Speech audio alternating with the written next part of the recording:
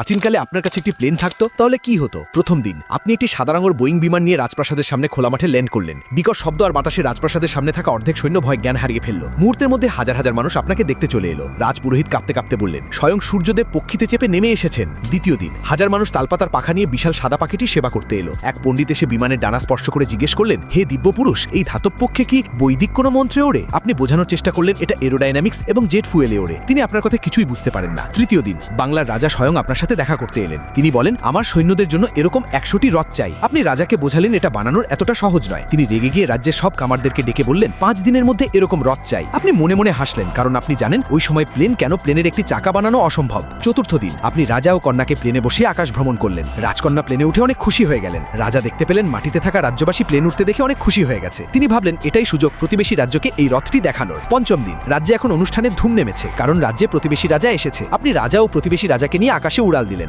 মাটিতে থাকা রাজ্যবাসীরা আনন্দে নাচতে শুরু করলো। কিন্তু ঠিক সেই মুহূর্তে একটি পাখি এসে প্লেনের ডানায় এসে আঘাত করে। মুহূর্তের মধ্যেই প্লেনের ডানায় আগুন ধরে যায়। নিচে থাকা মানুষ আগুন দেখে ভয় পেয়ে দিকবিদিক ছুটে, কিন্তু আপনি কোনো রকম ভাবে অনেক কষ্ট করে নদীতে প্লেনটি ল্যান্ড করান। প্লেনের ডানায় আগুন লাগার কারণে এখন প্লেনটি আর চলার অবস্থায় নেই। ষষ্ঠ দিন আপনার প্লেনটি এখন অচল। রাজাকে আপনি বুঝিয়ে বলেন প্লেনটি আর কখনো চলবে না। তাই সে হতাশ হয়ে কয়েকশো হাতি দিয়ে টেনে সেটিকে মাটিতে দাফন করলে। বহু বছর পর মানুষ মাটি খুঁড়ে প্লেনটি দেখতে পেল। তখন তারা চালাকি করে সেই জায়গাকে একটি জাদুঘর বানিয়ে দিল। পরবর্তীতে মানুষ বিশ্বাস করতে থাকলো যে এটি ছিল সেই রহস্যময় বিমান যার চালককে কেউ কখনো দেখেনি।